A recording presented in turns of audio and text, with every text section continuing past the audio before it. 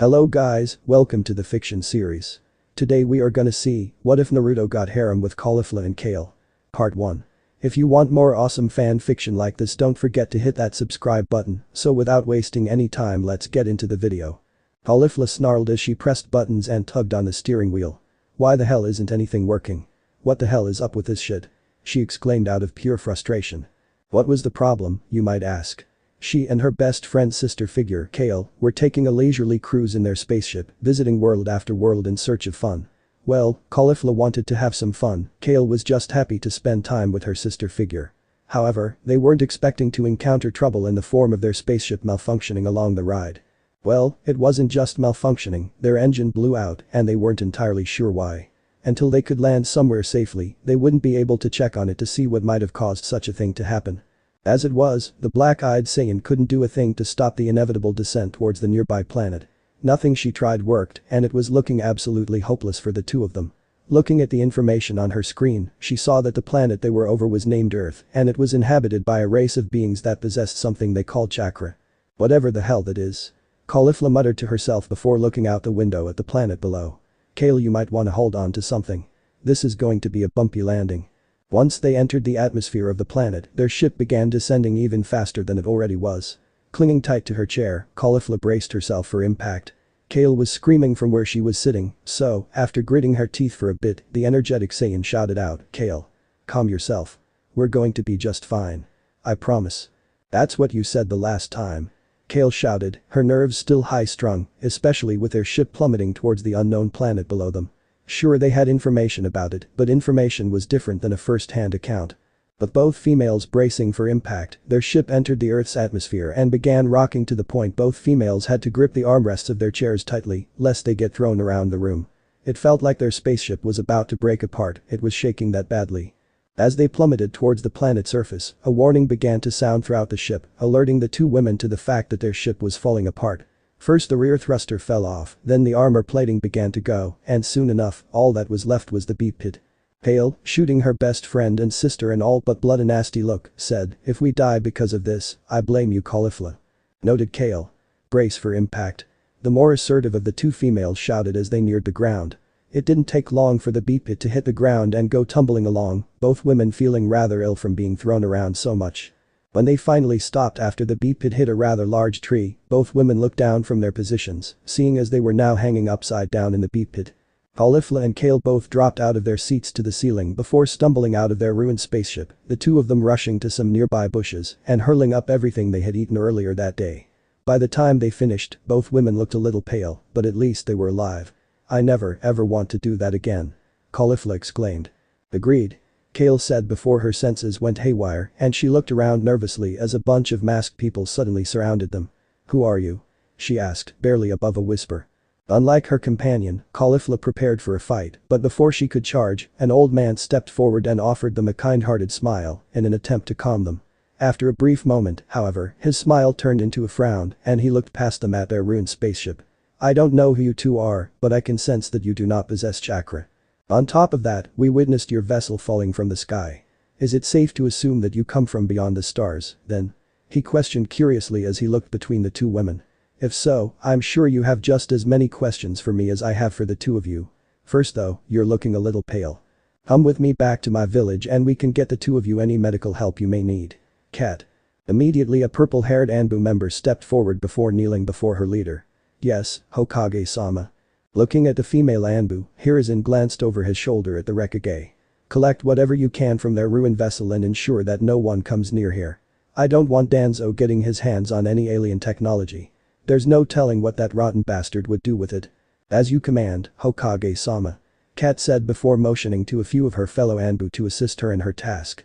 Caulifla and Kale could only watch as the masked individuals began to comb the Hokage of their ruined spaceship. After a moment, however, they both turned to the old man and nodded to him before they followed after him. As they approached the villager proper, Caulifla couldn't find it in herself to be silent any longer. Narrowing her eyes suspiciously at the old man in front of her, she decided to question his motives. "Old-timer, why are you so willing to help us like this? What exactly do you want?" Quirking a brow, Hiruzen turned to glance over his shoulder and offered the Saiyan a small smile. "Let's just say that there's something I'd like to confirm. You see, 16 years ago, a stranger arrived in my village with dark, spiky hair, quite similar to your own. He radiated power, but it was unlike anything in this world. It most definitely wasn't chakra that he possessed. Instead, it felt quite similar to your own energy. We'll talk more about this in private, however, as I don't want too many people overhearing our conversation. Frowning at this, Caulifla looked at her partner, Kale, and nodded her head slowly, giving her a silent message that they'd discuss this revelation later with the old man. It sounded as if another Saiyan had been here, but from the sounds of it, there was definitely something the old man didn't reveal to them. Looking back at the Sandaime Hokage, Caulifla nodded once to signify that she understood. It didn't take much longer after that for them to arrive at the hospital, where they were taken to a room and looked over by a couple of doctors. As they were examined, the more aggressive of the two Saiyans couldn't help but look at Kale, wondering how they would cope being stuck on this strange, new planet. It was quite obvious that they wouldn't be leaving anytime soon. Kale, noticing her partner's look, offered her a tiny smile and nodded to show that she was okay. Caulifla. Do you think we'll be able to go back home? She questioned uneasily. Before her best friend could answer, Hiruzen took that moment to explain their situation to them as best he could. I'm sorry, but I doubt you two will be able to leave. When Caulifla looked towards him with a nasty scowl on her face, Hiruzen held up a hand to silence her and shook his head. Do not misunderstand me. I have no plans to keep you two here against your will. The simple fact of the matter is that our world currently lacks the technology required to repair your ship. It's quite obvious that it's no longer in any shape to take you anywhere, and without the necessary technology, you're stuck here. I'm sorry. Caulifla's mouth snapped shut at this, and she looked down at her hands, a sullen expression on her face. So we're stuck here. Not exactly what I was hoping to hear, old man. What are we supposed to do then? The aged Sandaime offered her a polite smile as he placed a hand on her shoulder. Like I said before, there's something I'd like to discuss with the two of you. I also have something of a proposition for you both, if you'd be willing to hear me out. Once you're done here, we'll return to my office and discuss your situation. Alright. Nodding slowly to signify she understood, Caulifla then looked at Hiruzen and offered him a tiny smirk. Mind waiting outside, old timer? I'd rather not show you my unmentionables when these doctors look us over more thoroughly.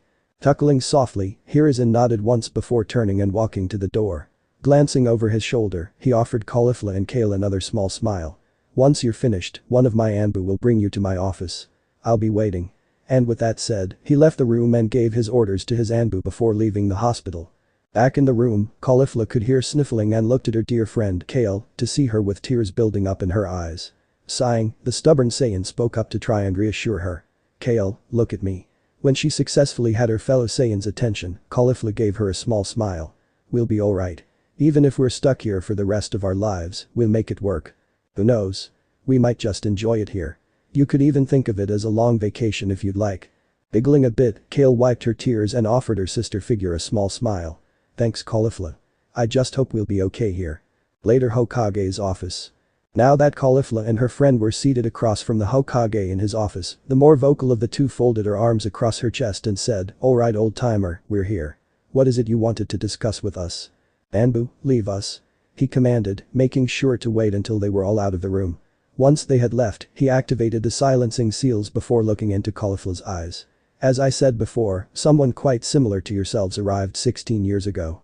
He said his name was Karen. I'm not sure if that name rings any bells for you two or not, but suffice it to say, he crash landed on this planet as well and had no way of returning home. Sighing softly, Hiruzen looked towards the ceiling for a moment as if to gather his thoughts before he returned his gaze to match Caulifla's.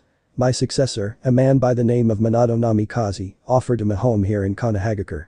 This man, Karen, was offered a position in our armed forces, otherwise known as shinobi.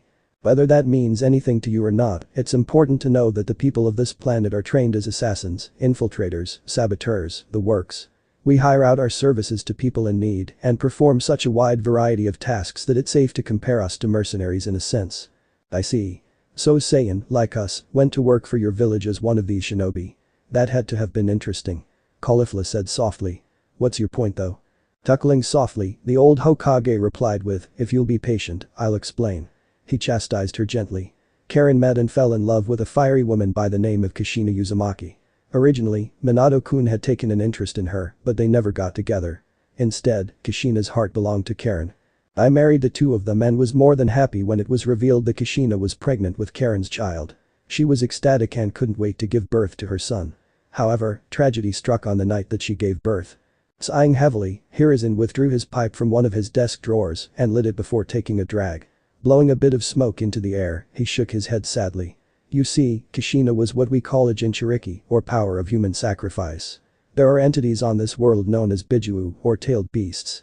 She housed the most powerful of them all, the QB. On the night of her birth, the QB escaped from the seal on her stomach and tried to destroy the village and its people. There's no way to truly kill a Biju, I'm afraid.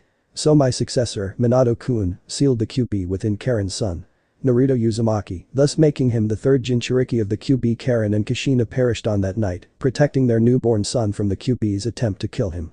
Ever since then, Naruto-kun has grown up alone, shunned by the community because of what he holds. It's interesting, however. Naruto has two energy sources within him. Chakra and the unknown energy that his father and the two of you possess. On top of that, he's in Uzumaki, and his chakra is denser than most people's. He has enormous reserves of both types of energy and has great potential. However, the people of this village do everything they can to stunt his growth. Sadly, he has been assaulted before, despite my best efforts to watch over him and keep him safe. Anyways, the reason I'm telling you all this is because I'd like for you two to train Naruto-kun in the use of this strange energy of yours. He already has a hard time with control due to his high chakra reserves, not to mention the QB's chakra messing with his control. With this other energy of his, it also interferes with his control as the two energies don't seem to blend together very well. So seeing as you two are about the same age as the graduating class, if not a few years older, I would like to put you two on the same team as young Naruto-kun. You would have to accept the position of a genin, the lowest ranked soldiers in the shinobi corps. But this way you'd be able to learn more about the world you're now part of and you'd be close to someone like you. What did you call yourselves again? Caulifla sighed and scratched at the back of her neck. We're Saiyans, a warrior race. Most of our people fight to protect people and such, but I never really gave a damn. My crew and I. We just did whatever we wanted. But from the sounds of it, this Uzumaki kid, he's probably only a half Saiyan. Still, I'm interested in seeing just what he can do. You said he recently graduated, right? Well, if Kale's up for it, I'll join your village as one of these shinobi and help the kid out. We Saiyans gotta stick together, right? What do you think, Kale? She asked, turning to her sister figure. Kale found herself frowning in thought for a brief while before she offered Caulifla a crooked smile. I suppose I'm okay with that if you are Caulifla. But I don't know how much help I'd be. Aw, come on Kale. You've got more potential than I do, and you'd be great. You just gotta believe in yourself a little more, that's all. Caulifla praised, trying to pep up her friend. Besides, this could be fun. Plus, at least we won't be on our own here. Now stop worrying and cheer up. Looking back at Hiruzen, Caulifla grinned at him and nodded her head. We're an old-timer. When do we get to meet this kid? Chuckling a bit, Hiruzen rose from his chair and stepped around his desk, placing his hand gently upon Caulifla's shoulder. Tomorrow in the academy at 7 a.m. For now, let's get you a place to stay, as I'm sure you'd like to get some rest. First though, we haven't properly introduced ourselves to one another yet. My name is Hiruzen Sarutobi, the Sandaime Hokage of Konohagakure. It's a pleasure to meet the both of you. Caulifla grinned and nodded her head in agreement. Hiruzen, huh? Nice name. I'm Caulifla and this is Kale. Nice to meet you, old-timer. Chuckling to himself, the old gentleman shook his head in exasperation. You're never going to refer to me as Hokage-sama or even call me by name, are you? Nope. Caulifla exclaimed before giggling a bit. Now, let's get going. I want to settle in for the night and get some rest. It's been a rough day. Nodding his head in understanding, Hiruzen was about to lead them out of the office and towards their new residence before he suddenly remembered something. Before I forget, I need to give you your headbands. You're free to wear them however you'd like, but you'll need them to show that you represent the village of Konoha. Many people wear them on their heads, as you'd expect. Others, however, wear them on their biceps, as a belt, or in some other way. He explained before he went and retrieved a couple of headbands for them. One with a blue sash and the other with a black sash. Handing them over to the Saiyans, he was about to ask them to follow him before he remembered something else. Palming his face, he looked at the two of them and smiled somewhat awkwardly. I must be getting more forgetful in my old age. I never asked you to explain this energy of yours. Chuckling, Caulifla nodded her head before she looked into Hiruzen's eyes. We use an energy called Kai. It can be used for all kinds of different things such as firing blasts of Kai at our enemies to allowing us to fly through the sky or any number of different uses. Personally, I just enjoy blowing shit up sometimes with Kai blasts and some of my truly big attacks. It's fun. The ability to fly, you say? That sounds quite useful. Hiruzen said as he stroked his beard. If only we shinobi could make use of such a potent energy source, it would make things easier on us. Still, chakra is quite the potent energy source as well, however there are some drawbacks. Oh? Care to explain, old-timer? Caulifla questioned, a curious expression on her face. Retaking his seat behind his desk, the aged Sandaime Hokage nodded slowly as he steepled his fingers in front of his face. Well, chakra is a combination of our physical and spiritual energies. However, we have something called a chakra circulatory system. Think of it like your regular circulatory system with blood pumping along your veins and arteries, and then imagine an extra layer atop of that. Anyways, we can suffer from something called chakra exhaustion if we use up too much of our chakra or have it stolen from us in some way. And if we run out of chakra, we'll die. It is that important to our way of life. Every living being in the elemental nations has chakra, though most civilians only have enough chakra to get through their basic day-to-day lives. They never tap into their chakra and use it for any other purpose besides to continue living. Here is an explained. Is this energy of yours, Kai, the same? Shaking her head, Caulifla offered a wry grin. Nah, if we use up our Kai, we won't die or anything like that. We'll just be absolutely exhausted and won't be able to do much with it until our reserves recharge. This chakra stuff, however, sounds kinda interesting. The drawbacks kinda suck, but it sounds kinda neat. I can't wait to see what you people can do with it. I bet we could have some pretty awesome fights too. Chuckling softly, the elderly Saratobi nodded his head before he rose from his chair once again and motioned for them to follow him. You'll get to see a wide variety of techniques that chakra allows us to perform. People can spit fireballs, walk on water, any number of things using chakra. If you're that eager to fight some strong opponents, however, I wouldn't mind setting up some sparring partners for the both of you. You might be surprised at how strong some of my shinobi are. On top of that, when out on missions that take you out into the world, I'm positive you'll meet plenty of strong shinobi to fight.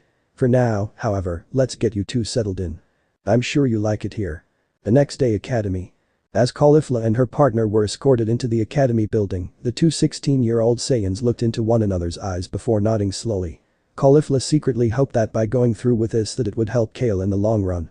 She was timid and shy and was only really comfortable in her presence. The more assertive of the two Saiyans wanted to get Kale to come out of her shell and buck up a bit. Hopefully by fighting some strong opponents and being around these people, she'd get better.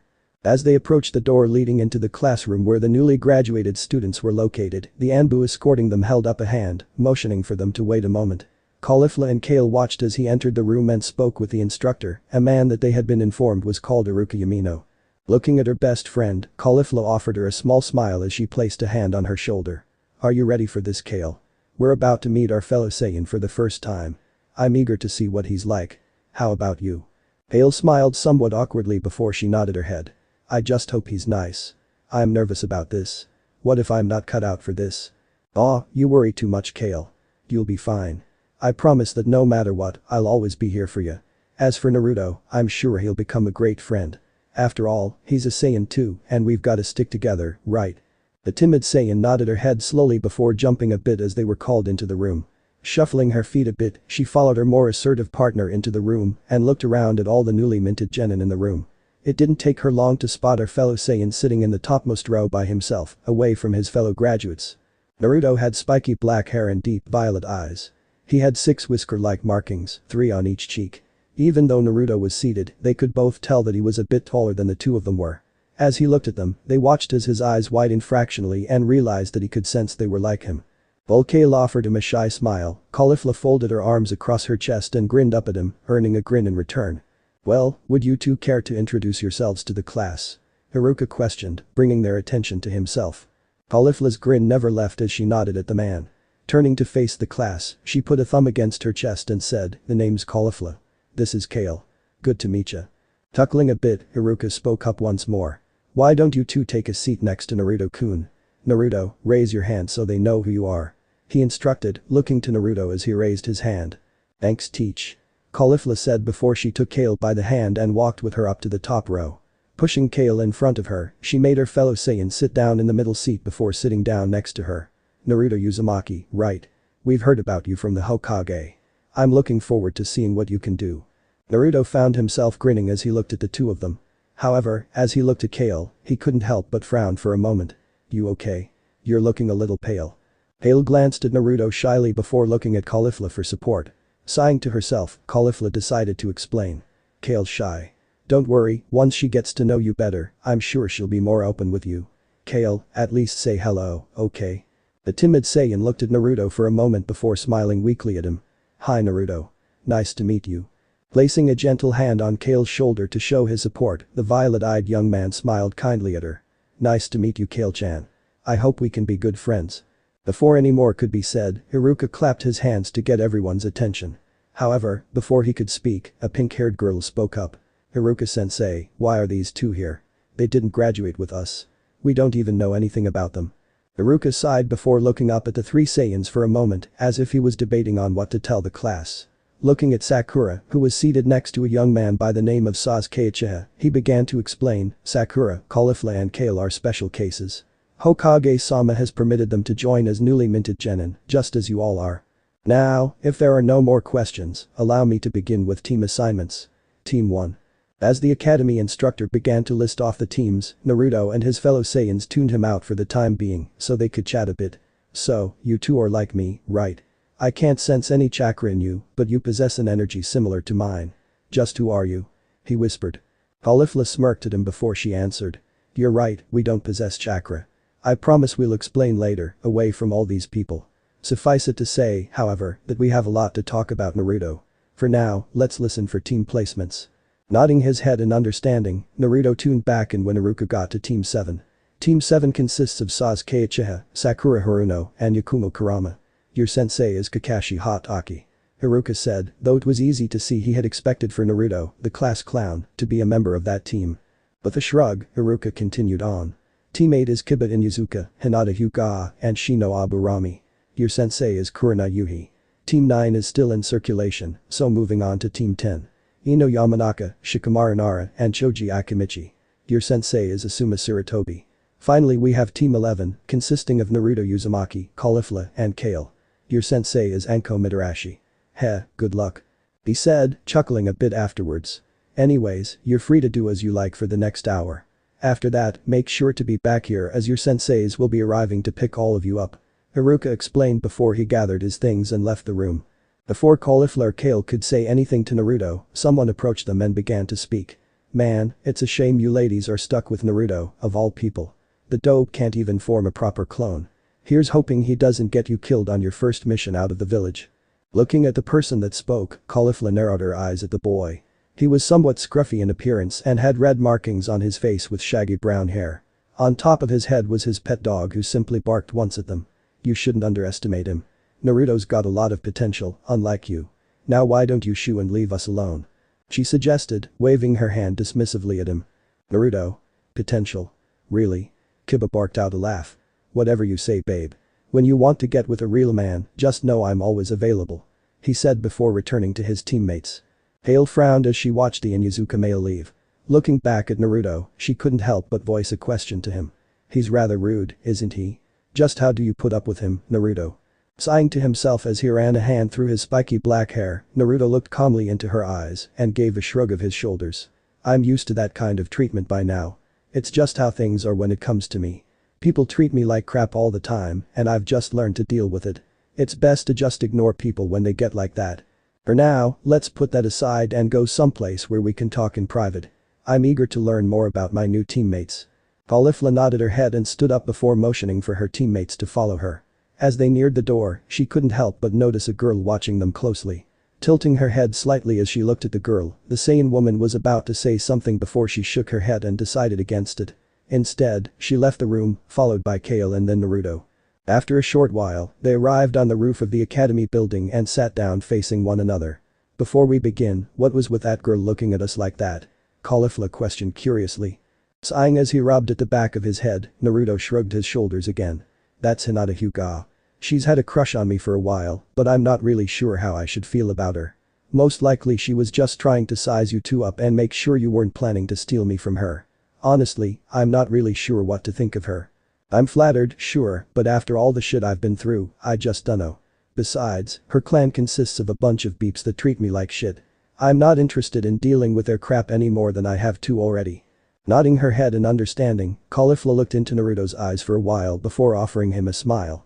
So, I'm sure you have questions for us. I suppose the best place to start would be telling you that we aren't human. We're from a planet pretty far away called Sadala. We're what you'd call Saiyans, a warrior race that fights to protect other worlds and people. Of course, I don't really give a damn about any of that crap. I just love a good fight, and the stronger an opponent, the more fun I get to have. You, Naruto, are the son of a Saiyan and a human, making you the first half Saiyan I've ever met. That's why you have two different kinds of energy within you. Chakra, the energy the people of this planet have, and Kai, which is the most common type of energy you'll find out there in the great big universe. At first, naturally, Naruto was a bit skeptical of what he had just been told. However, as he took the time to think on it, he came to the understanding that it made a great deal of sense, as funny as that sounded. So, folding his arms across his chest, he frowned in thought for a moment before offering Caulifla a smile. If you're telling me the truth, then would you come to this planet? Cause I'm damn sure you didn't know about me before you came here. Chuckling a bit, Caulifla shook her head before shrugging her shoulders. Kale and I were on a vacation of sorts, just touring the universe really. Unfortunately, we kind of crash landed outside the village. Needless to say, we can't exactly leave your planet anymore, so we're stuck here. The Hokage offered us a place in the village as a couple of genin, Suoya. He told us about you and asked that we teach you how to use your Kai. So, grats Naruto, you've got the great Caulifla as your instructor in everything Kai related. At first Naruto found himself smirking at the thought of getting stronger thanks to these two, but after a moment he frowned again and looked hard into their eyes. Did the old man tell you anything about who my parents were? Cause I've asked him before, but he hasn't told me a damn thing. Weird. You'd think he'd have told you something about your parents. Caulifla stated as she folded her arms across her chest, having the wonderful effect of pushing up her breasts a bit. From what he told us, your father was a Saiyan named Karen. Your mom was some woman called Kushina Uzumaki. Apparently she was the second Jinchuriki of the QB, which you now hold in your gut.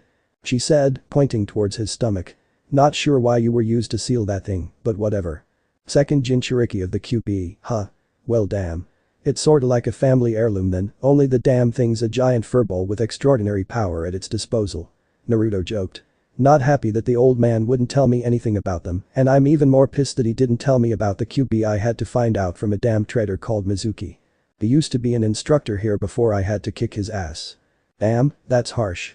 You'd think the Hokage would have told you at least about the QB being stuck in your gut. I mean, it's kind of important, right? Sighing, Naruto shook his head before offering them a smile. I don't really care anymore. Tell me, what's it like out there? What's Sadala like? Caulifla grinned and wrapped an arm around Kale. Well. An hour later. Team 11 couldn't help but groan as one as they were annoyed by a few of the other graduates for one reason or another. Hinata was determined to investigate the two female members of the team, while Sakura tore into Naruto for some reason that he honestly couldn't fathom. Sakura, just go away already. Naruto said, beyond irritated at this point. Scowling at him, Sakura would have said more, but one of the windows exploded inwards as a small ball landed in the room before it burst apart, a banner soon appearing near the front of the room. Looking at it, they saw that it read, the sexy and single Anko Mitarashi-sama. Blinking in stupefaction at this, they watched as a woman appeared before the banner. The woman had purple hair held up in a pineapple fashion similar to Shikamaru's hairdo. She had brown, pupilless eyes and wore a large grin on her face as she looked around at everyone in the room. Her attire was interesting, at least to the members of Team 11. She wore a mesh bodysuit under a large tan trench coat and wore a skirt that went to just above her knees. On her feet she wore the traditional shinobi sandals, and around her neck was a necklace that had a single snake fang dangling from it. Alright brats, where's my team?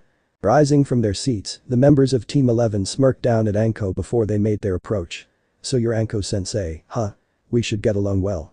Naruto said. Looking at her three genin, Anko grinned a bit wider before she motioned for them to follow her. As they left the room, they saw some of the other sensei approaching the room. Nodding at them in greeting, Anko soon led her team out of the academy and in the direction of one of her favorite places in the village, the dango shop. As they walked along, the two Saiyan women couldn't help but notice the glares sent Naruto's way.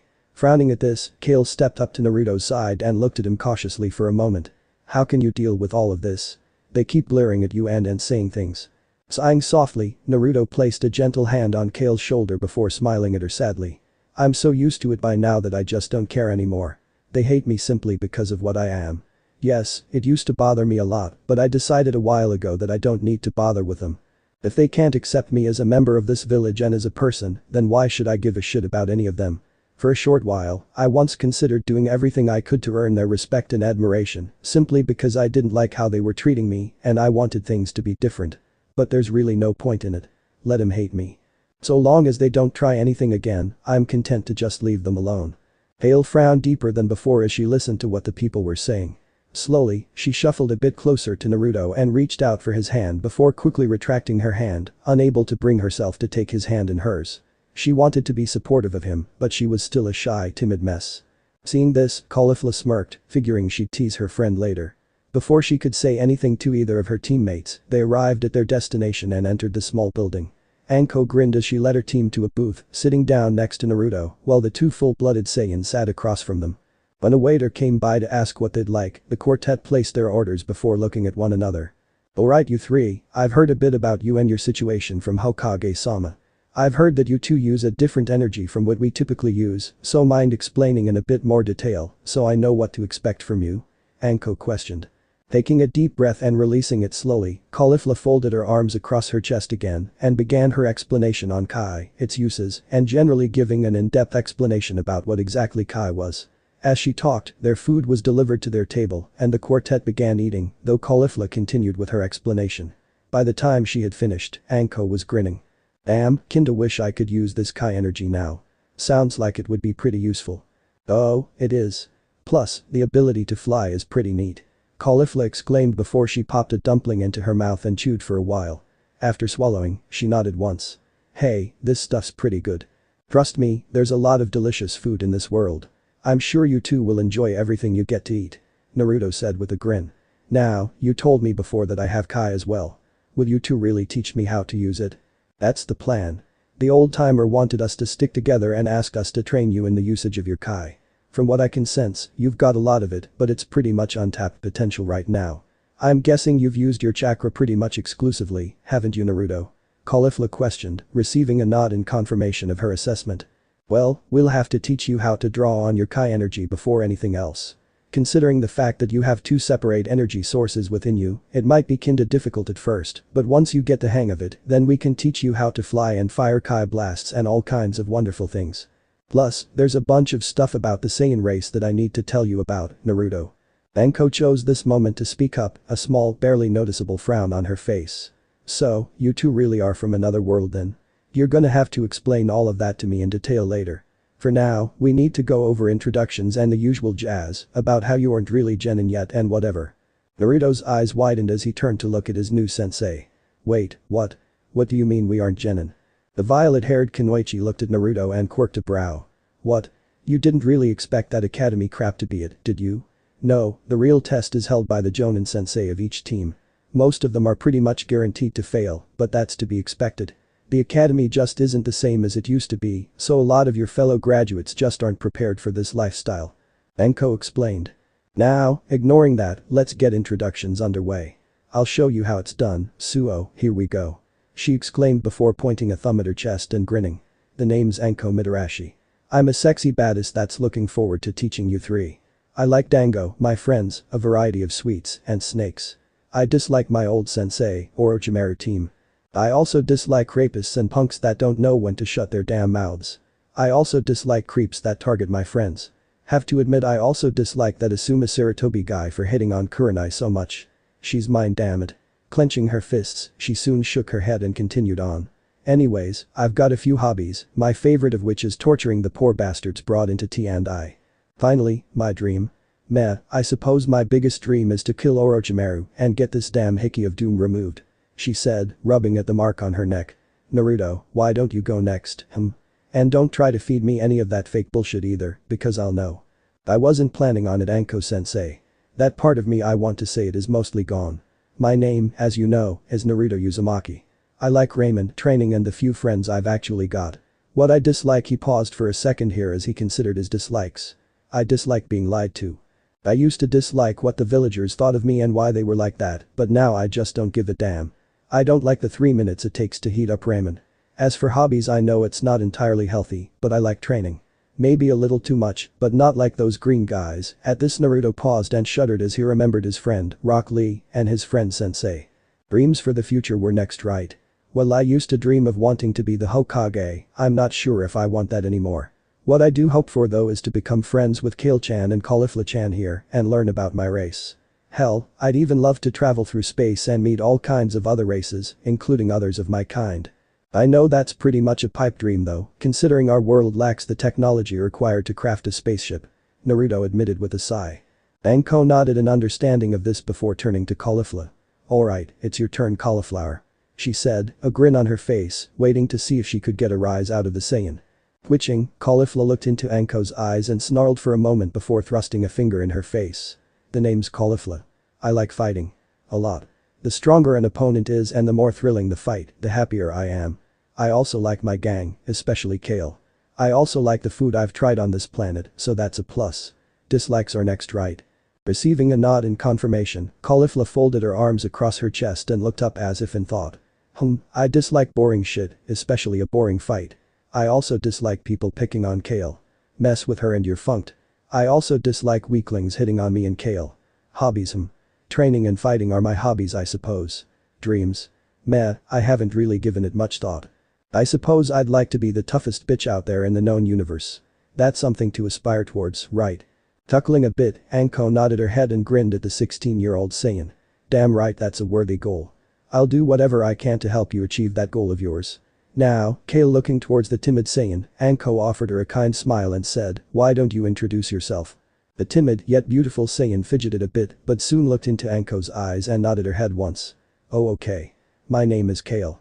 I like caulifla, animals, flowers, and some other things. I dislike anyone that speaks bad about caulifla. I dislike that I'm so worthless and unable to really help caulifla in any way. I have a few hobbies I suppose.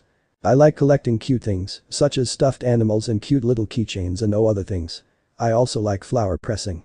Dreams. I'm not sure. I want to be more useful to caulifla, and I suppose now that I'd like to be helpful to Naruto. I also want to get stronger. Caulifla frowned at her friend and shook her head. Kale, how many times do I have to tell you that you aren't useless to me? I trust you with my life. You're my most important friend for crying out loud. We're really going to have to work on your confidence, Kale. Naruto smiled at Kale and patted her on the shoulder. It's okay, Kale-chan. We're here for you, and I promise you're going to get tougher and gain more confidence by the time we're through with you. Besides, we Saiyans gotta stick together, right? Anko grinned at her 3 precious genin before standing to her feet. Alright, with introductions out of the way, I want you 3 to head on home and get some rest. You're to meet me at training ground number 44, otherwise known as the Forest of Death, tomorrow morning bright and early. We'll hold your test there. See you later, kiddos. She exclaimed before vanishing in a body flicker. As soon as Anko was gone, Naruto scowled and looked at his female teammates. Great. She's left us to pay the tab. Damn cheapskate. Naruto said with a sigh. I'm assuming you two don't have any of this world's currency on hand, do you? Receiving negative shakes of the head from both of them, the black-haired youth sighed again before digging out his wallet and placing down enough money to pay for the food and drink they had ordered. Afterwards, he stood up from his chair and looked at the girls. Well, wanna hang out for a while? We can even train for a bit if you want. Grinning at her new friend and fellow Saiyan, Caulifla stood up and punched one of her hands into the other. I like the sound of that. Come on Kale, let's go have some fun tearing up one of those training grounds. Nodding slowly, Kale stood up as well before smiling awkwardly at her friends. I hope I don't let you two down. Sighing at this, Caulifla flicked Kale in the forehead lightly before wrapping an arm around her shoulders. Stop being such a downer, Kale. You'll do great. Now let's go. Chuckling a bit, Naruto led the way out of the shop and towards a training ground he frequently used. He was eager to see exactly what his new friends were capable of. This should be fun. Later that night. The 3 Saiyans were surprised when they returned to Naruto's apartment complex. The reason behind their surprise is the fact that they were next-door neighbors, Caulifla and Kale living in the apartment just next door to Naruto's apartment. Sure, it wasn't the greatest building in the world and half of the time shit didn't work how it was supposed to, such as the water heater crapping out on Naruto when he goes to take a shower, but it was still nice to see his new friends living in the same building as him. At first, they were content to just wish each other a good night and sweet dreams, but Caulifla frowned and invited herself into Naruto's apartment, Kale following immediately afterwards, as she didn't want to be without a familiar face all by herself. Sitting down on his couch, Caulifla looked into Naruto's eyes and frowned. Naruto, this building's a dump. I love the fact that we're in the shadier part of Konoha, but I think you need to talk to the Hokage about a new home for the 3 of us. Hell, your parents might have even left a home for you that the old-timer hasn't told you about. Not sure why he's keeping secrets from you, but it's not really any of my business. I just know I'd prefer to have somewhere nice to live rather than this dump. Wouldn't you? The violet-eyed Saiyan nodded slowly before walking into the kitchen and began cooking something up for the 3 of them. I dunno either, but I'm sick of him lying to me. First he lied about why I'm so hated by everybody, and then he continues to lie about not knowing my parents. Makes it pretty damn hard to trust him. So if he refuses to give me my inheritance from my parents, I'll just have to do something about it. Cause let's face it, I'm sick of living a shitty life because of his poor decisions. Before Caulifla could say anything, she found herself quirking a brow as Kale stepped up beside Naruto and smiled bashfully at him. Can I help you cook, Naruto? Looking into Kale's eyes, the taller Saiyan nodded slowly and began to instruct her on how to cook the dish he was currently making. As they got to work, Kale gradually growing more comfortable with Naruto, Caulifla couldn't help but smirk to herself. Having him around is going to do wonders for Kale. I'm glad. The next morning, Forest of Death. The Saiyans were looking past a large fence into the dark forest, each of them listening to the various sounds that came from within.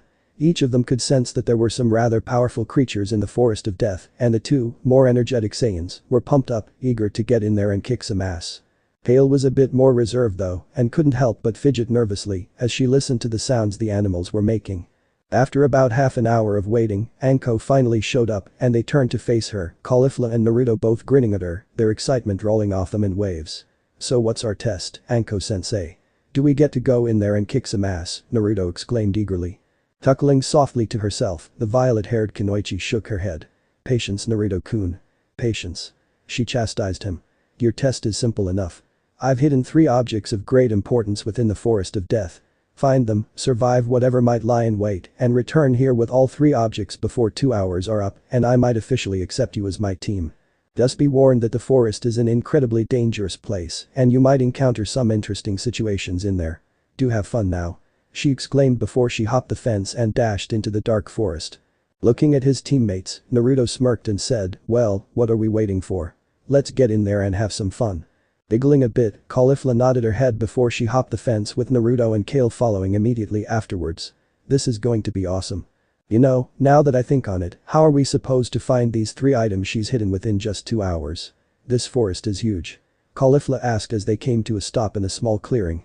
Kale looked between her 2 fellow Saiyans and decided to offer up a suggestion. You and me can fly around, looking for the items. But that leaves Naruto alone. Naruto shook his head and held up a hand to stop them from doing anything. While that might help, it would only hinder us in the long run and likely cause us to fail the test anyway. The village prides itself on teamwork amongst allies. This test is likely meant to test us as a team rather than as an individual. Besides that, I have a better idea. Shadow clone technique. In an instant, hundreds of Naruto clones appeared in the clearing and, without a word, they each departed in a different direction, some working in pairs or groups of 3, while others set out on their own. Looking back at his new friends, he couldn't help but smirk as he saw their shocked expressions. Caulifla, unable to grasp what had just happened, grabbed Naruto by the shoulders and looked him dead in the eyes. What the hell was that just now? How the hell did you create so many clones? The violet-eyed youth chuckled a bit and reached up, tapping his forehead once. I have a ton of chakra. What I just used is a technique known as the shadow clone technique. It's a chakra-intensive technique and most people can only make 1 or 2 clones at most. Any more and they might end up killing themselves. As for why I made so many this time, it's simple. When a shadow clone dispels, the user gets their memories. Once they find the items we're looking for, all they have to do is dispel, and we'll be good. Of course, if too many dispel at once, it'll be like I've suffered whiplash or something similar. I could even end up in a temporary coma, unfortunately. The brain can only handle so much information at once, after all. Kale looked incredibly worried after hearing this. But that's dangerous. You could be really hurt, Naruto-kun. Doesn't that worry you? Naruto offered her a warm smile and walked over to her, gently pulling her into a hug, much to her embarrassment. It's alright, Kale-chan. I'll be alright. They know to dispel slowly, in small groups of 5 at once. Besides that, we've only got 2 hours to finish this test, so I went with the quickest method I could think of. The timid Saiyan blushed furiously, but made no effort to remove herself from Naruto's embrace. Instead, she rested her head against his chest and tentatively hugged him back, relishing in the feeling of warmth she got from the hug. Alright, enough of that. Caulifla said, breaking them apart. As sweet a moment as that was, we've got a job to do. Any luck with the clones yet, Naruto? Naruto started to shake his head, but stopped himself as some of the clones' memories began to hit him. Frowning, he looked into Caulifla's eyes and said, some have run into problems, let's say. They're being dispelled by the various creatures of the forest, though with their size it's easy to just call them monsters. One group did just find one of the items, but it's sitting under a giant wasp's nest. We'll have to be extremely careful if we want to get that item and get out of there without alerting those wasps to our presence. With their size, it could very likely result in our deaths if we aren't careful." The boisterous Saiyan scoffed at this. "I'm not scared of some stupid wasps. Bring 'em on." Kale frowned and shook her head. "No, Caulifla. I think Naruto-kun is right. It's best not to agitate them if we can help it." Naruto nodded in agreement. "That, and I have a feeling this is a test to see how good our stealth is. After all, one of a shinobi's greatest skills is their stealth. How well can they hide and observe the situation? How good are they at sneaking up on their foes and taking them out in an efficient manner? Stealth is vital for any shinobi to know." "No, Caulifla-chan, our goal should be to retrieve the item without alerting the wasps to our presence. Though, there is a chance that Anko-sensei will disturb their nest after we've retrieved the item, meaning we may very well have to fight or flee." The feisty female Saiyan frowned and folded her arms across her chest. "HMPH. You shinobi don't do anything half-assed, do ya?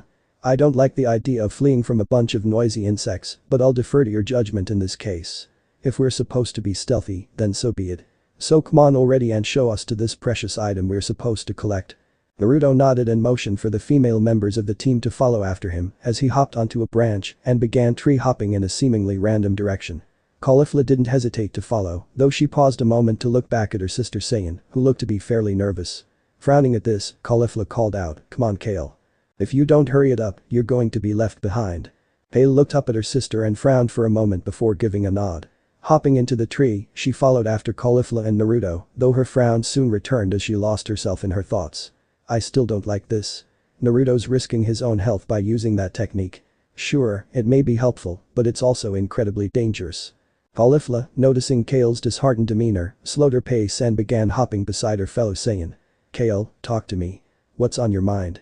The timid teen looked straight ahead at Naruto and said quietly, "Naruto's a really nice person, isn't he, sister?" The boisterous Saiyan quirked one of her brows as she looked from Kale to Naruto and then back again. "You trying to tell me that you're crushing on him already or what?" Kale blushed and shook her head. "No. I'm just worried about him. I know we haven't known him for very long, but what we do know worries me. He's been through a lot and now he's using some kind of ninja technique that could really hurt him and I don't like it. This just doesn't feel right." The slightly shorter Saiyan quirked her brow as she looked at Kale, a smirk slowly forming on her face. "Sure sounds like you're crushing on him to me." "Oh, my whittle Kale's growing up," she teased. Kale's blush deepened and she punched Caulifla in the arm from the embarrassment. "Stop it, Caulifla. Let's just go. We'll pretend I didn't say anything. Okay?" She insisted before hurrying off after Naruto, leaving Caulifla to laugh as she tried to catch up. "Stupid Caulifla. She doesn't need to tease me." Moments later, when they all stopped on the same branch, Naruto held a finger up to his mouth and motioned for them to be quiet. Afterwards, he pointed up higher into one of the nearby trees. Sure enough, they could hear the buzzing coming from the gigantic wasp's nest. The buzzing was so loud, in fact, that it was beginning to hurt just listening to it. After a moment, Naruto pointed downwards towards the clearing they were above. "That's Hokage-sama's pipe. I may not like the bastard for lying to my face all these years, but that thing's important to him. More importantly for us though is that we need to collect that and whatever the other two items are for our test. Stay here, I'll go get it real quick." Before either girl could say anything, the 14-year-old shinobi began descending to the ground below. Kale scowled at this, a rare thing for her to do, and looked into Caulifla's eyes. "See why I worry about him now?" Caulifla nodded slowly and folded her arms across her chest. "He is a bit reckless, isn't he? Then again, I'm not really one to talk. I've done worse, if you recall." Kale giggled a bit at that and nodded in agreement with that statement. "You really have, Caulifla. Still, we should, oh dear." "Huh?" Caulifla looked in the direction Kale was facing and her eyebrow began to twitch. "Oh, that bitch. What was the problem, you might ask?" Anko had appeared in a tree a short distance from the wasp's nest and was flipping through a series of hand seals in preparation for some kind of technique. The Saiyans both were and were not shocked when fire erupted from her mouth and struck the bottom of the nest. In an instant, huge wasps practically erupted from the nest, but Anko was already gone. Instead, they descended upon Naruto. Looking into her partner's eyes, Caulifla said, "Come on, we need to help him. We can think about paying that psycho bitch back for this later." Kale quickly followed Caulifla into action, the two of them firing numerous Kai blasts at the wasps, shooting them out of the sky as quickly as they could. However, the wasps were many, and when they saw their comrades falling from the sky, they divided their attention between Naruto and the two sister Saiyans. Down below, Naruto sealed the pipe away in a scroll and pocketed it before turning his attention to the wasps descending upon him. Knew she'd pull something like this. Not much of a choice but to go with what I know. Shadow clone technique. In an instant, hundreds of Naruto clones appeared and began to retaliate against the wasps. Meanwhile, the real Naruto appeared behind Caulifla and Kale and said, "Come on. My clones will distract them so we can get away. There's just too damn many of them to risk staying here and fighting them." "Are you kidding me? Why the hell should we run from these things? If you're scared, you can run away, but I'm going to kick their asses." Caulifla shouted angrily. She was about to attack the wasps again when Kale grabbed her arm. Looking into her best friend's eyes, Caulifla frowned and asked, "What is it, Kale?" Kale shook her head and said, "Please Caulifla, we should leave while we have the opportunity. I know you want to stay and fight, but there are times when running away is a better idea. Naruto's right. Please." Caulifla scowled, but reluctantly nodded her head. "Fine. Let's go before they target us again. Your clones better be able to hold these shits off, Naruto." Naruto grinned at the feisty Saiyan and said, "Hey, no problem. I put a little something extra into these clones, so as soon as we're a safe distance away from this problem, they'll take care of things. Now, let's go. One of my clones found the second item, so we'll head there now." Kale and Caulifla both nodded and began to follow their fellow Saiyan in another seemingly random direction. When they finally reached the location of the next item, they saw that the entire area was booby-trapped to hell. "Well, this funking sucks," Caulifla said, sounding pretty annoyed. A timid Saiyan noticed what the item was and frowned in confusion. "Why is this item a book? Is there something special about this book?" Naruto sighed and ran his fingers through his spiky black hair. "That's one of the Hokage's most precious belongings. It's basically a smut book written by one of his students, Jiraiya of the Sannin. Trust me, they're nothing but trash. And yet, perverts absolutely love 'em," he said, shrugging his shoulders. Caulifla waved her hand dismissively and said, yeah, that's all well and good. Now, how do we go about getting the damn thing without setting off a buttload of traps?" The young Saiyan looked around at all the well-placed traps and shrugged his shoulders. "Just leave it to me. All my pranks on the villagers for their bullshit were pretty good at honing my trap-making and disarming skills. I'll get that book, no problem." Sure enough, as they watched Naruto get to work, they were a bit stunned to see how easily disarming the traps was for him. Once he was finished, Caulifla and Kale hopped down, and the boisterous Saiyan woman picked it up and began flipping through it out of pure curiosity. When she saw the pictures and read a few pages, she shook her head in disgust. "Ugh. This is pure garbage. I could write a better book than this shit." Naruto chuckled a bit and nodded his head in agreement. "I'm already working on writing some novels myself. Romance mixed with adventure. Hopefully once I'm finished, they'll sell well enough that I'll be set for a while financially," he said, shrugging his shoulders afterwards. Kale brightened up at this and looked into his eyes with a giddy smile on her face. "You're writing a book? That's amazing. How come you didn't tell us before?" The young man chuckled a bit as he rubbed the back of his head. "Sorry, it just kinda slipped my mind." Caulifla sighed and waved the Hokage's book around. "Okay, enough of that. Where's the next item? By my estimation, we've already been here for about an hour, looking for these things. I'm curious to see what we have to deal with next." Naruto was about to say something when he suddenly clutched his head and groaned out in pain. "Ugh. Crap. I didn't think they'd all dispel at once like that," he said, wincing in agony. Kale quickly placed her hands on his arms and looked into his eyes. "Naruto-kun. Are you okay?" The violet-eyed youth looked into Kale's worried eyes and offered her a small, strained smile. "I'll be fine, Kale-chan. Something happened to the rest of my clones, and they all dispelled at once. One of them did find the last item, though. It's surrounded by a bunch of giant leeches, some large wolves, and other animals. It's like a nest of monsters." Caulifla looked Naruto over and placed a hand upon his head, ruffling his hair a bit. "Just show us where it is, and Kale and I will take care of it. You've done enough, Naruto. No need to push yourself too hard." Naruto nodded and began leading them towards the final item. When they finally reached it, the black-haired youth pointed out each of the enemies they'd have to deal with. Then, he looked down at the item and sighed. "That's the Hokage's crystal ball that he uses to spy on people. I know he's used it to spy on me on more than one occasion. He doesn't know that I know about that though." Kale frowned deeply and gently squeezed Naruto's hand. "That's wrong. That's an invasion of privacy. He shouldn't do such a thing." Caulifla glared down at the crystal ball and said, "Maybe we should just smash the damn thing if he's going to pull that kind of crap. I'd rather he not look in on the three of us like that." Naruto sighed and shook his head. "If we smash it, we'd be in deep shit. Let's just grab the damn thing and get this test over with. I know I could use some rest after my clones were all dispelled like that. The mental backlash hurts like hell." The feisty Saiyan woman looked at her fellow Saiyan and placed a gentle hand upon his shoulder. "Like I said before, just leave this part to us. We'll get that item and deal with all the threats in the area. Ready, Kale? Kale nodded and a rare look of seriousness appeared on her face. Yeah. Let's do this, Caulifla. And with that, the two Saiyan women were off, destroying the animals and insects that had taken up residence in the area.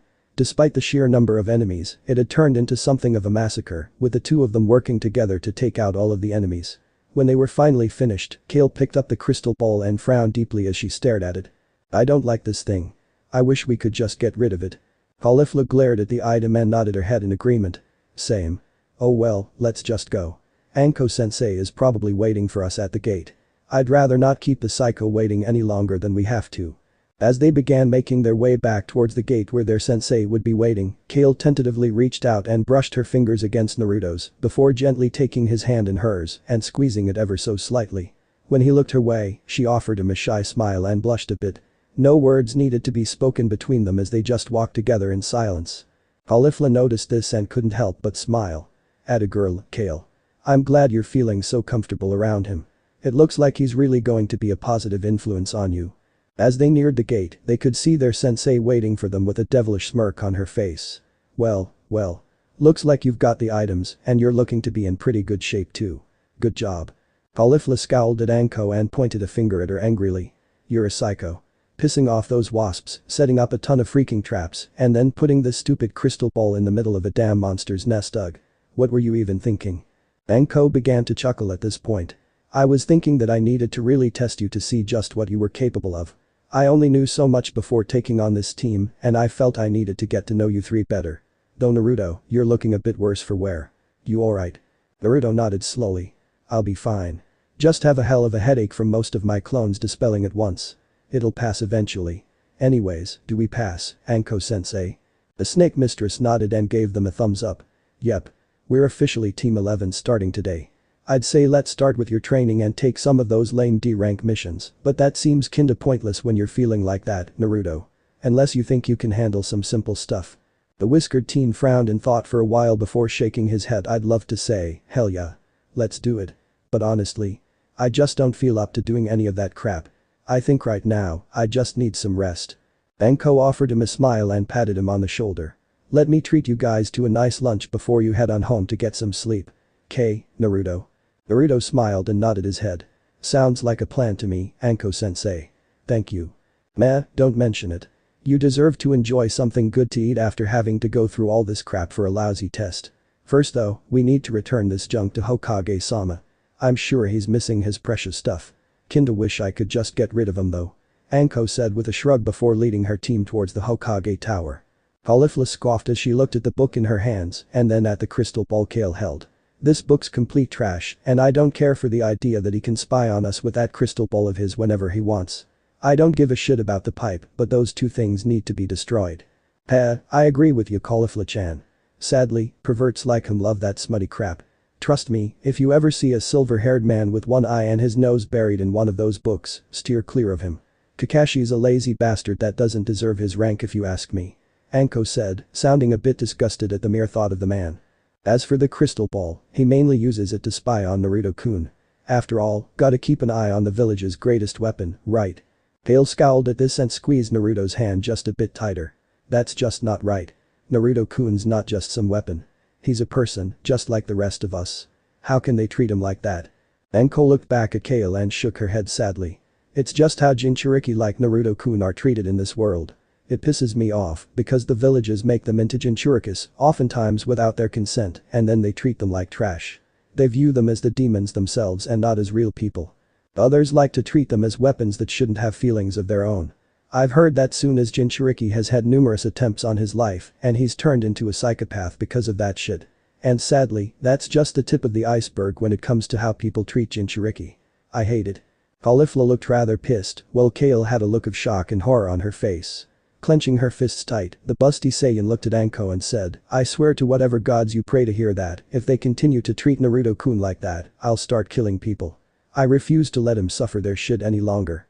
Naruto frowned at this and shook his head. It won't help, Caulifla-chan.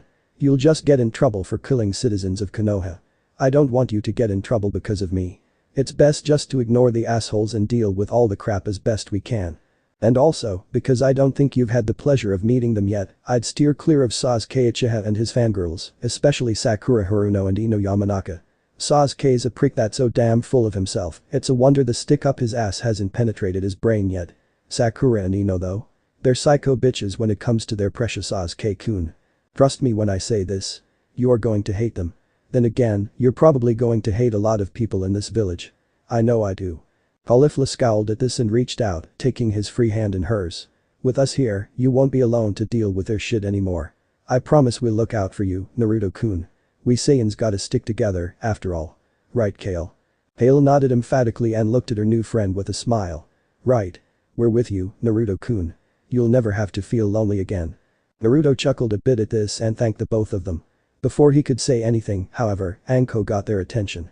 We're here you three. Let's get in there and give the Hokage his stuff back. I'll have to give my report on how you did and let him know you've passed and all that jazz. After that's over and done with, we can go get some food. Sound good?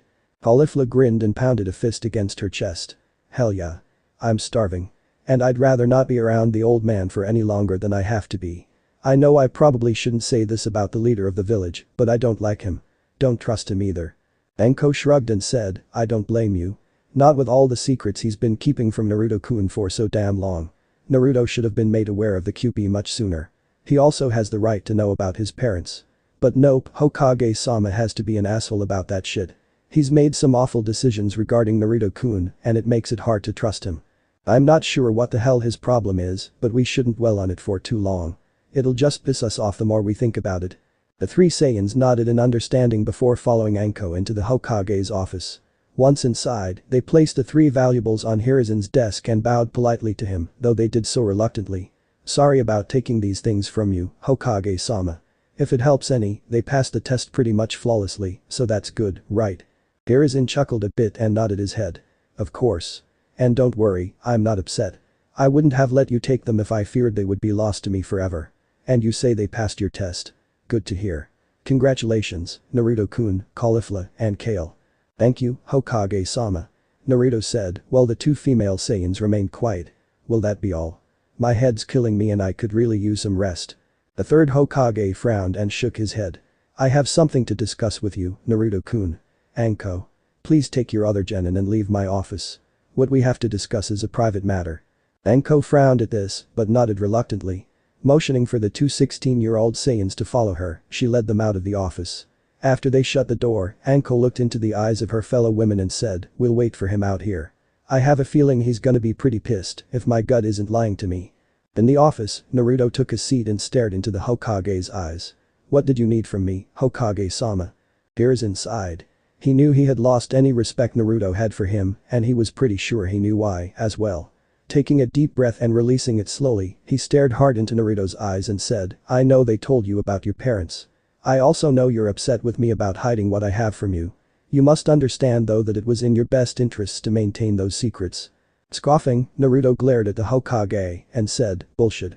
It might have been in your best interests to hide everything from me, but it certainly wasn't in mine.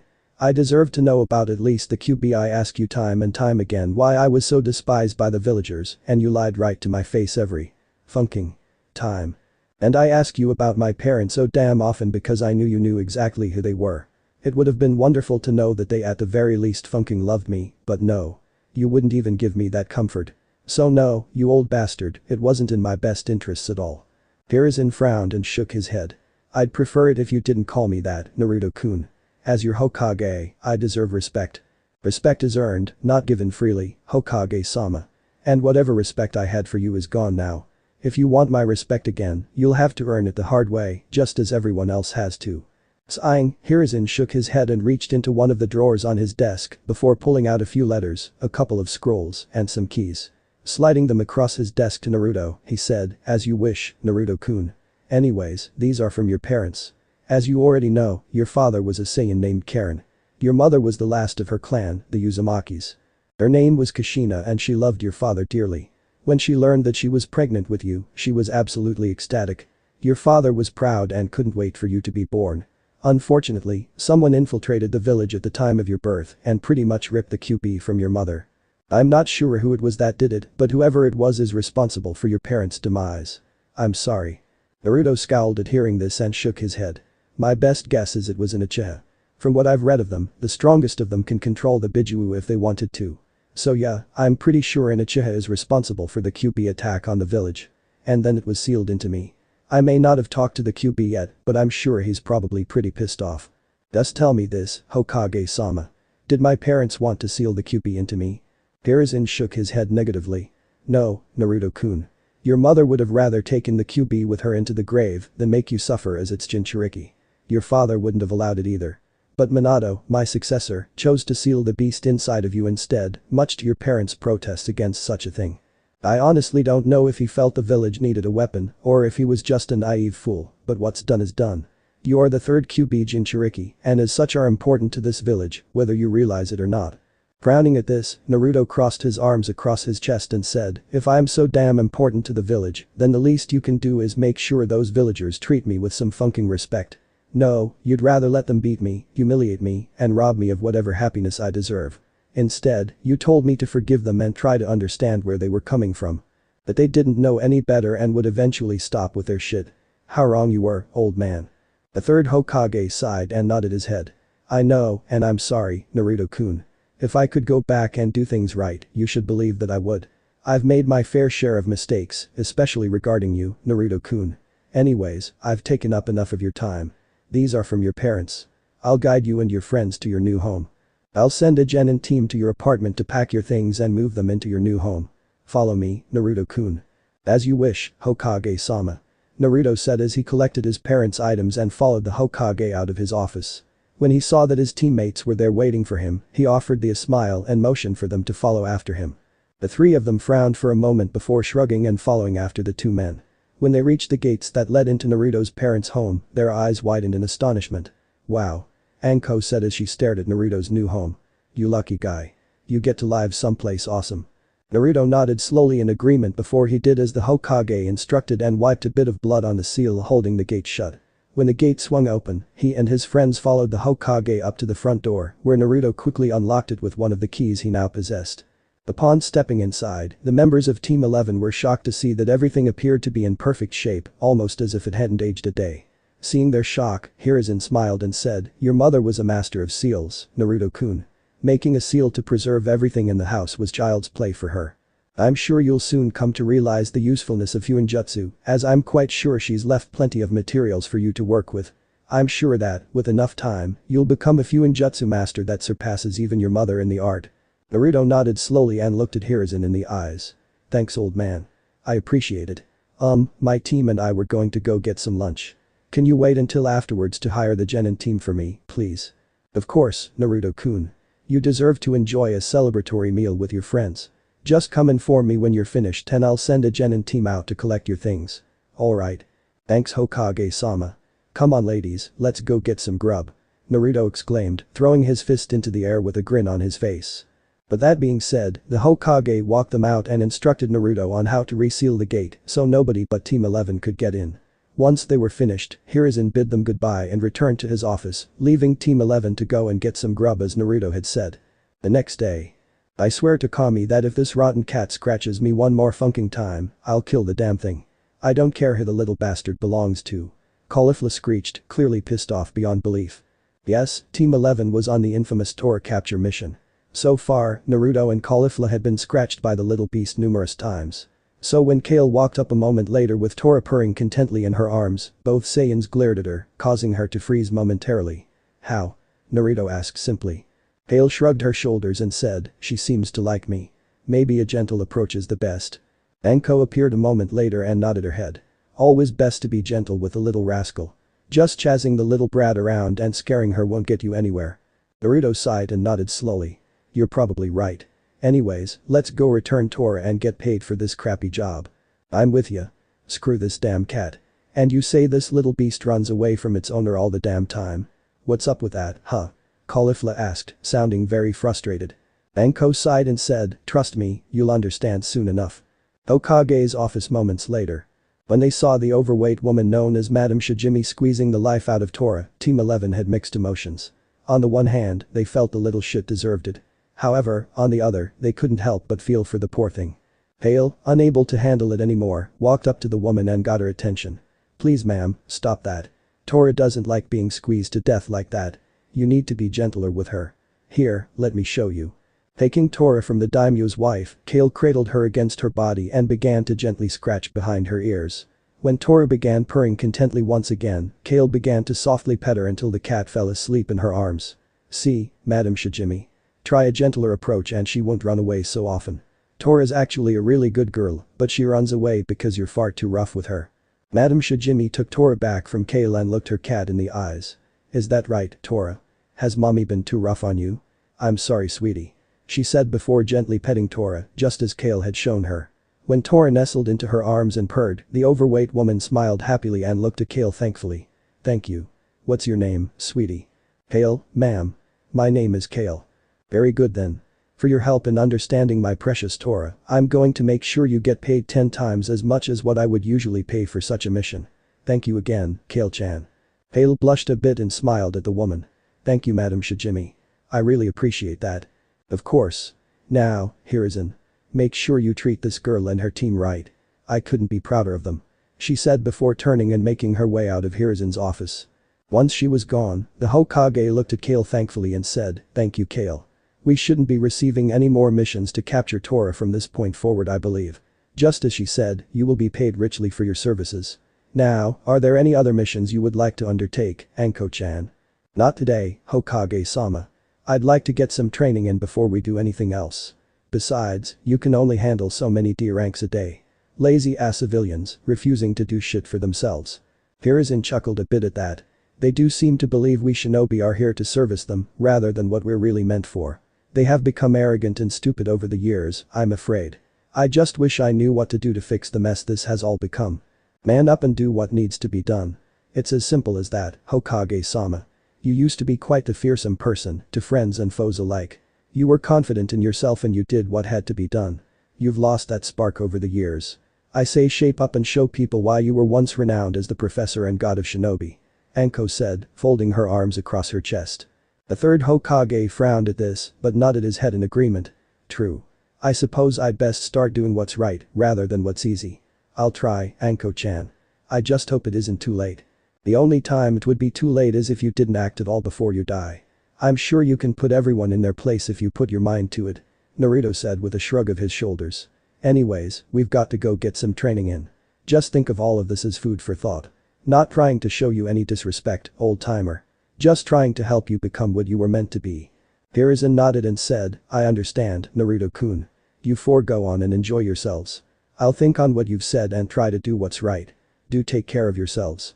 With that, Team 11 made their way out of the Hokage's office and began making their way outside so they could return to training ground number 44 and resume training. 2 weeks later. Let me get this straight. That little punk Sasuke demanded that you give him a tougher mission because he couldn't handle a few days of D-rank missions. And when you went to reprimand him for his attitude Anko began, only for Naruto to interrupt. That ass Kakashi insisted that his team was ready for a C rank, so you went and gave them one. But now it's gone to shit, they found out the client lied about the danger, and the mission's gone up to at least a B rank, with a high possibility of becoming an A rank mission. Are we hearing this right? Hiruzen sighed and rubbed at the bridge of his nose. I had hoped that by allowing them to go on this mission that Team 7, more specifically Sasuke and Sakura, would learn that they just aren't ready for this kind of mission yet. They need to understand the concept of teamwork, but they're failing in that regard. Ikumo-chan is the only one that shows any potential in that team, but she's going to stagnate if Kakashi doesn't focus on her training at all. You were right about Kakashi not being a suitable sensei for any team, Anko-chan. Anko scoffed at this. You're damn right I was right. Kakashi's a lazy asshole that doesn't deserve his rank, let alone the reputation he's received as a feared shinobi. Maybe if he'd take things more seriously, he'd be better, but I kinda doubt it. Now, will you explain why you called us here for this? I'm assuming we're meant to back up Team 7. I get that right. Hiruzen nodded and said, yes. They've gone to the land of waves to protect a bridge builder by the name of Tazuna while he builds his bridge. I want you to assist them in protecting Tazuna, but there's another mission I'd like you to undertake while you're there. Looking them in the eyes seriously, one by one, Hiruzen soon said, assassinate Gato and wipe out everyone in his employ. Free those he's taken prisoner and set things right in wave. Do you understand me? Team 11 nodded as one and said, of course, Hokage-sama. We'll do what needs to be done. Very good. Pack for a month and be on your way as soon as you can. That team is not ready for this kind of mission yet, so I'm placing you in charge, Anko-chan. If Kakashi has a problem with it, tell him to funk off and give him this letter from me. This letter should set him straight. Thank you, Hokage-sama. Anko said with a smile on her face. Glad to see you're returning to your old self, little by little. Now team, go and get packed for a month, just as Hokage-sama said. We're going to hurry after them and assist them however we can while keeping our real mission a secret. Knowing that little shit-stained Sasuke and his wannabe girlfriend, they'll just get jealous and demand that we allow them to take care of Geto. Yes, sensei. They exclaimed before hurrying out of the Hokage's office to go and get their belongings. They only had one destination, as Caulifla and Kale had both moved in with Naruto the same day he had moved into his new home. Meanwhile, Anko looked at the Hokage and grinned. I'm glad you've got enough confidence in my team to handle something like this, Hokage-sama. Thanks. Guess we'll be seeing you when we see you next. Take care of yourself, old man. The third chuckled a bit and nodded his head. Take care of you and your team, Anko-chan. I'm looking forward to hearing good news from you upon your return. And if Kakashi and his team give you a hassle, I want you to tell me the full truth about them upon your return. Do you understand me? Of course, Hokage-sama. If that's all, I'll be on my way. Gotta get packed, after all. Yes, that will be all, Anko-chan. Be safe. Hiruzen said moments before Anko left his office. Once they were gone, Hiruzen sighed and rubbed at the bridge of his nose again. Now to deal with the council. A few days later. Team 11 could barely believe their eyes as they watched the scene play out before them. Kakashi had been captured quite easily by their newest enemy. Zabuza Mamachi. The genin of Team 7 were pretty much stuck handling things by themselves, and the two dimwits, Sasuke and Sakura, had charged a man's water clone, only to get knocked out quite easily. Poor Yakumo was stuck trying to defend the bridge builder by herself. From the profanity she was spewing, they could tell she was pissed off at her team for putting her in such a position to begin with. Unable to simply watch this anymore, Anko nodded at her genin and said, do it. With pleasure. Caulifla said before firing a Kai blast at the clone, taking it out of the picture in an instant. When Zabuza looked her way, the Saiyan grinned and flew at him, throwing a series of Kai blasts at him, forcing him to defend with his blade or risk being harmed. When the attacks just kept coming, he released his hold on the water sphere and quickly leapt out of the way of Caulifla's attacks. Come on, that all you got, you freak. Naruto sighed and shook his head. She never changes, does she? Have to admit, I like that about her. She's awesome just the way she is. Hale giggled a bit and nodded her head in agreement. I wouldn't change sis for anything. I'm happy just being near her. But, are you sure we shouldn't go down there and help her? Anko shook her head. Nah, she's got this. I'm sure the two of you could easily handle this as well if you wanted to. For now, let's check on the idiots and see if they're alright. As you wish. Though if Sasuke wakes up and starts bitching at me, I'm going to knock his ass right out again. Naruto said with a shrug of his shoulders. Hale and Anko both giggled a bit at that before they went about checking on Sakura and Kakashi respectively. So, how do you feel, knowing that you got your ass handed to you by someone that should have been easy pickings for you? Anko questioned Kakashi with a nasty smirk on her face. Kakashi groaned and shook his head in disbelief as he returned his headband to its usual place. Yeah. Laugh it up, Anko. I assume you're the backup that Hokage-sama chose to send. You know it. And to top it off, he's placed me in charge of this mission. You funked up, Kakashi. Now it's time for me to take over and get things done the right way. The silver-haired jonin frowned at this and looked hard into her eyes. This is my team's mission, Anko. Where's the proof that he's placed you in charge? Reaching into her pouch, she withdrew the letter she had been given by the Hokage and presented it to him like she was presenting a nobleman or king or something they coveted greatly. Here, oh Grandmaster of Idiocy. Kakashi scowled as he snatched the letter from her hands and began to read through it. As he did, his eye widened and he scowled deeper. So, he's really entrusting all of this to you and your team, is he? Fine then, we'll follow your orders. For now, at least. He thought, stewing just a bit over the fact that control had been stripped from him. Meanwhile, Sasuke had come around only to see Naruto looking down at him. Ugh. Why are you here, Dumbus? Naruto sighed and shook his head in disbelief. Is that how you should greet someone for coming to your aid? You idiots should have returned to the village immediately upon finding out that the client lied about the danger of the mission. Should have left the old man to fend for himself. But no, you wanted to get stronger by fighting strong opponents, right? Typical for a power-hungry dumbus like you, Sasuke. What the hell does it matter to you? You didn't have your whole family killed in front of you. You didn't even have a family to begin with. You could never understand my pain. Naruto reached up and rubbed the bridge of his nose in agitation for a time. Then, after a moment, he punched Sasuke as hard as he could in the face, knocking him out cold and breaking his nose in the process. Huge better. Now I don't have to listen to his bullcrap until later. Sadly, Sakura saw this and tried to rush to her precious Sasuke-kun, only for Kale to hold her down. Stop, Sakura. You need to rest a bit. You took a pretty nasty blow to the head back there. Screw you. Sasuke-kun needs me. The pink-haired girl screamed angrily. Now get off of me, you tramp. Caulifla turned from her defeated opponent to glare harshly at Sakura. Nobody calls my sis a tramp. I'm going to stomp your head until it's funking paste on the ground.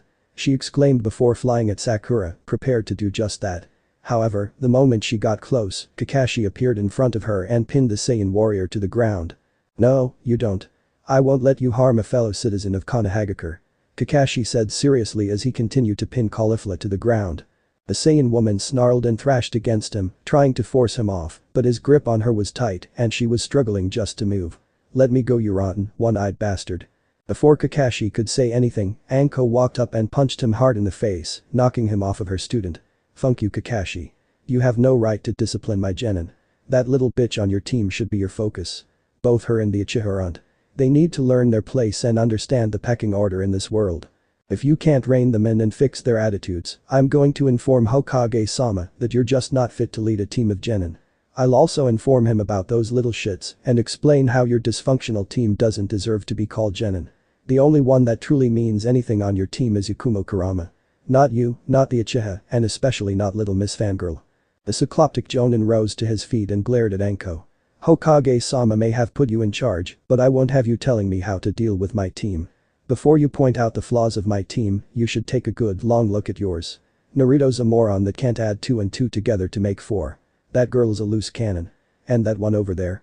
She's clearly the weak link on your team and liable to get everyone killed. Team 11 each scowled at Kakashi, even Kale. However, they didn't say a word, choosing instead to take Tazuna and walk off with him towards his home, leaving Team 7 to their own devices. I swear to Kami right now that if Team 7 keeps up with their shit, I'm breaking them. Caulifla said seriously. I won't tolerate their crap. Anko sighed and nodded her head. Neither will I. Kakashi's proven to be worse than I could have ever imagined, and his genin aren't any better. No offense to you, of course, Yakumo. She said, smiling at the only member of Team 7 to actually follow after them. Anyways, did you finish Zabuza off, Caulifla-chan? Caulifla shook her head negatively. Nope. Some person claiming to be a hunter nin showed up and took him away before I could kill the punk. If you ask me, I'd say they're working together. Probably. What kind of weapon did this hunter nin use to deal the finishing blow on Mr. Monobrow? Anko questioned. These thin pointy things that look like needles. That ring any bells? Anko sighed and said, Senbon. Yeah, the hunter nin is definitely working with Zabuza if he or she is using those. Guess we'd better prepare ourselves for a confrontation with them somewhere down the line. Naruto grinned and pounded his fists together. I'm looking forward to it. How about you, Caulifla-chan? Grinning at her friend, the feisty woman pumped her fist into the air and shouted out, oh hell yeah. I'm gonna kick their asses so hard they won't be able to sit for a week. Anko chuckled at this and said, glad to hear it. Now Tazuna, you and I have a lot we need to discuss. Not the least of which is why exactly you lied to us about the danger level of this mission. You owe us some serious dough for endangering our people the way you have. Tazuna gulped but nodded his head quickly in understanding. Oh of course. I'm so sorry. Meh, it's fine. You just ended up with a shitty team protecting you. Again, no offense intended to you, Yakumo-chan. We've just got a problem with your teammates, your sensei included. Anko said, sounding genuinely apologetic to the young Kurama heiress. Yakumo sighed, but nodded her head in agreement. Understandable. Trying to deal with those three is a horrible pain in the butt. Kakashi doesn't even deserve to be called a sensei, as he's focused all of his attention on Sasuke while neglecting Sakura and me. Then again, Sakura doesn't want to train at all anyways. Me though? I'd love to be learning more, but so far I've been left to my own devices. I really wish I had been placed on a different team. Anko frowned at hearing this and was quiet for a while as she thought over Yakumo's situation. Alright. If you're that eager to train, we'll help you out. We're going to have to see what you can do first, though. Okay. The Kurama heiress grinned and nodded her head emphatically. I'm looking forward to it, Anko-san. Anko chuckled again and said, just call me Anko. I hope we can get along well during our time together here. Meanwhile, Naruto and his fellow Saiyans were conversing with one another about their situation. Kale, don't let what Kakashi said get to you. We know you're not some weak link. You're just as tough as anyone here. And Naruto. We know you're not some idiot. You've proven that time and again. If that asshole badmouths us again, I'm shoving my fist down his throat." Naruto chuckled and said, "Sounds like a good idea to me. He's an asshole, just like the jackass Sasuke. And Caulifla-chan is right, Kale-chan. You're awesome just the way you are. I wouldn't change who you are for the world." Kale blushed a bit and said, "Thank you. And don't worry, I wasn't letting what he said get to me. When I'm with the two of you, I feel so much more confident in myself and I feel like I can really do anything." "That's the spirit, Kale. Now, it looks like we're at the client's home, so let's chill for a bit and then we can get to training. Right, sensei?" Anko chuckled a bit and nodded her head. Of course. Looking back over her shoulder, she saw that Sasuke was practically dragging an exhausted Kakashi behind him, while Sakura swooned over her darling Sasuke-kun, as per the usual. "At least they caught up finally," she said with a shrug. Naruto ignored Sasuke's glare and simply entered the client's home. Taking a seat on the couch nearby with Caulifla and Kale joining him, he looked around the room with a smile. "Nice place you got here, Tazuna. I like it." "Thank you, Naruto," he said sincerely. When his lovely daughter entered the room, he grinned and motioned towards the shinobi that were there to protect him. "Tsunami-chan, I want you to meet the super ninjas that are here to protect us." Tsunami looked to every one of the ninja that had come to protect her father and smiled at them. Bowing slightly, she said, "Thank you very much for protecting my father. I know he can be a handful, but I do hope he hasn't caused you any trouble." Kakashi offered an eye smile and said, "No trouble at all." Anko scowled at Kakashi before turning to Tsunami. "Yes, he has been a problem. Your dear father lied about the danger this mission presented and put our people in great danger. If it was up to me, I'd have left Azuna to fend for himself and called off the mission. But we're here and we're going to put a stop to Geto and his machinations. Then, when your country is saved, Tazuna is going to have to pay the full price of this mission with whatever money your people can scrounge up. Maybe next time you'll put your father in his place and he'll learn not to funk with us again." Tsunami frowned at her father and shook her head in disappointment. "I see. Then I'm truly sorry for my father's unruly behavior. Still, you have my thanks for looking after him. I sincerely hope you can save the land of waves." "Of course we can. It's our job, after all," Anko said with a smirk. "You've got nothing to worry about, I promise." "Thank you," Tsunami said. "Now, you must be starving. Let me cook something up for all of you. And please, if my son begins to hassle you for any reason at all, don't mind him. He's been through a lot and he's been changed because of it. No promises. If he says something that gets under our skin, we'll make it known loud and clear not to screw with us. So you'd better do your best to keep him under control while we're here," Anko said with a frown on her face. Dealing with an unruly, annoying little shit on top of having to put up with Team 7's bullshit was just too much to deal with. "I see. I'll do my best to make sure he doesn't bother you then." "Good," Anko said simply before she and her team relaxed, waiting for dinner to be served. A couple days later. Naruto scowled as he practiced firing Kai blasts at the surrounding trees, blowing them to pieces as he did so. That rotten little bitch, Inari, had said something that really set him off and he had blown up at the little punk. How dare that little punk claim I don't know what it's like to suffer. He's lucky I didn't pound his skull in for that comment. Before he could destroy any more trees, he felt a hand on his shoulder. Looking over his shoulder, he spotted Kale standing there looking at him with a worried frown on her face. "Naruto-kun. Are you going to be okay?" Naruto sighed heavily and shook his head. I don't know, Kale-chan. What that little brat said really got to me. I'm so angry and I just don't know what to do with this feeling." Kale gently wrapped her arms around Naruto and hugged him close. "It'll be okay, Naruto-kun. I'm here for you and so is Caulifla. You're our friend and we understand why you're in so much pain. It'll get better with time, I'm positive. But for now, let's just sit together and talk about whatever comes to mind. It might help." The violet-eyed Saiyan smiled softly at her and nodded slowly. "Alright, Kale-chan. As you wish," he said before sitting down against a tree. When Kale sat down next to him, he reached down and took her hand in his as he so often did with her. As the two of them lost themselves in conversation, they didn't notice Caulifla watching them from the shadows. They really are cute together. I wonder if Kale's falling for him. I guess it wouldn't be so bad, but he'd better not hurt her. 1 week later. Team 11 was not happy with Team 7's bullshit. Because of them, they'd had a rough time trying to not just protect Azuna, but also training and hunting for Geto and his goons.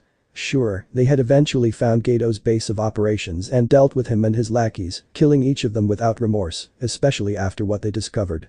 They had kidnapped a number of women and had begun trying to train them as sex slaves. It was disgusting and they were more than happy to kill the bastards responsible for their terrible predicament. However, word had apparently not reached Zabuza and his minion that Gato and his people were dead. Because of this, Zabuza and his apprentice, or whatever the hell she was they didn't know, had appeared on the incomplete bridge, both of them prepared to fight to the death. Seeing as Tazuna's family was safe, especially with Yakumo guarding them just in case, Anko and the other members of Team 11 prepared to combat their foes. However, before they could jump into the fight, Sasuke charged Zabuza's apprentice, screaming about how he was going to kill the androgynous person. When they began to fight, Sasuke was soon encased in a dome of ice mirrors with Zabuza's apprentice, nailing the last Uchiha with a number of senbon, causing him to scream out in a mixture of pain and frustration. Meanwhile, against orders, Kakashi began a deadly duel with Zabuza, the two of them fighting on mostly equal footing, despite the abundance of mist clouding the area around them. TCH. Should have known they'd pull this shit. Hokage-sama's going to hear about this. Anko said angrily.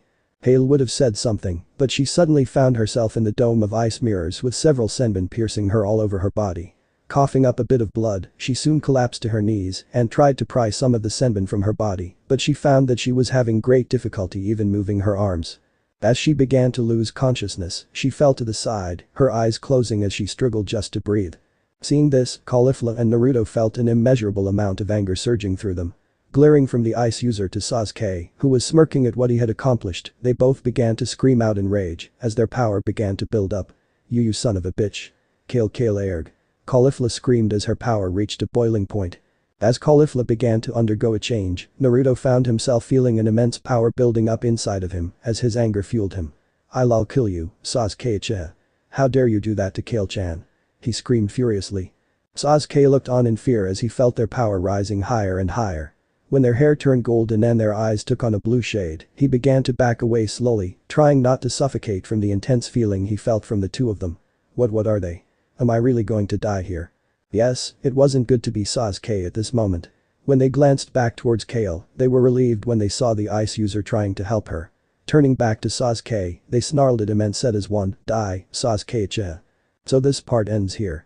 Alright, that's it for today's video guys. Let me know in the comments section how was the story, and also don't forget to like, share and subscribe. I will meet you in another video. Bye bye.